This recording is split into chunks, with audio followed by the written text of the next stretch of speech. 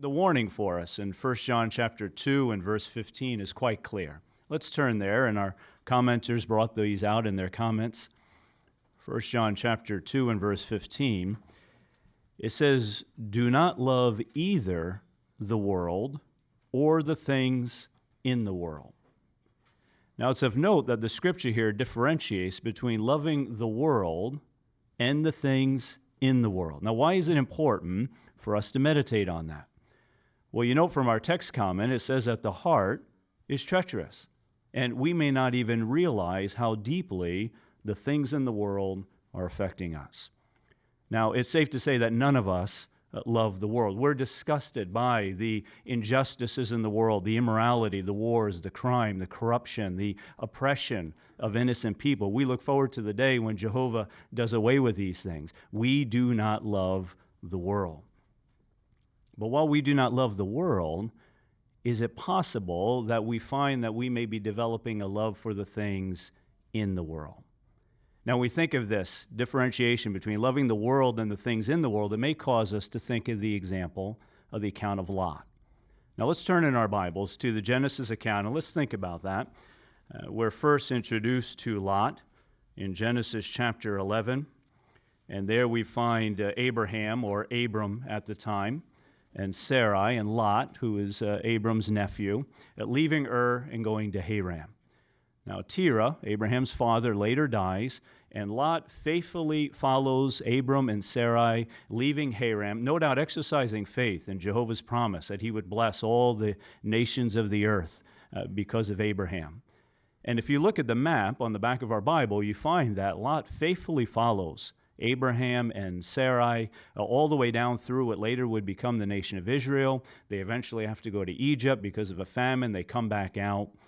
And it's at that point in Genesis chapter 13 where, because of the accumulation of all their possessions, all of their herds and herdsmen, that the land could not contain them. So the quarreling happens, and Abraham, not wanting this to continue, suggests that they separate. And he gives Lot the first choice. But let's pick up there and let's look at that. Look at Genesis chapter 13 and notice verse 11 through 13. It says, "Then Lot chose for himself the whole district of the Jordan, and Lot moved his camp to the east." So they separated from each other. Abram lived in the land of Canaan, but Lot lived among the cities of the district. Finally, he set up his tent near Sodom. Now the men of Sodom were wicked, gross sinners against Jehovah. So you notice Lot here starts off by moving all of his livestock, all of his herds to the east. Then it says he lived first among the cities of the district. And then finally he set up his tent near Sodom. Now, sometime later, the kings of that region go to war with the kings of Elam and others. And notice where Lot is now. Look at chapter 14, verse 11 and 12. It says, "Then the victors took all of the goods of Sodom and Gomorrah and all of their food and went on their way. They also took Lot, the son of Abram's brother, who was dwelling in Sodom." So where is he now? Well, you see, now he's dwelling in Sodom. In Genesis chapter 19, we find the angels come to inspect Sodom, and look at chapter 19 and verse 3. And it says he was insistent with them, but they went with him so that they went with him to his house. So now Lot has a house in Sodom. In Genesis chapter 19 and verse 9, the wicked men state this lone foreigner came to live here. Lone foreigner. Where's all of his flocks? Where's all of his herdsmen? In Luke chapter 17 and verse 28, it says that in the days of Lot, they were eating, they were drinking, they were buying, they were selling, they were planting, they were building. Is it possible that Lot had left off all of his herds and all of his herdsmen and maybe set up a business in Sodom, and he was buying and he was selling? In Genesis chapter 19 and verse 12, notice the angels ask, "Do you have anyone else here? Sons-in-law, your sons, your daughters, and all your people in the city, bring them out of this place." Well, the account only tells us that he went to his sons-in-law. There's no indication it was anyone else of all of his people that he went to. So do you notice, Lot went from having much livestock, being there with Abram, moving among the cities of the district, to setting up his tent near Sodom, to dwelling in Sodom and eventually having a house in Sodom. Well, what happened?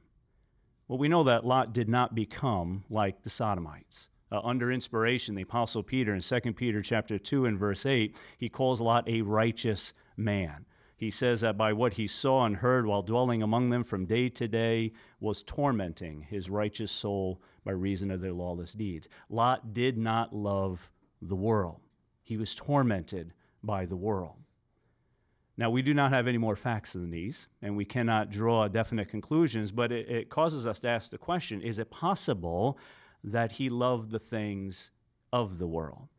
Was he or his family swayed by the things in the world? Now, Lot made it through this situation.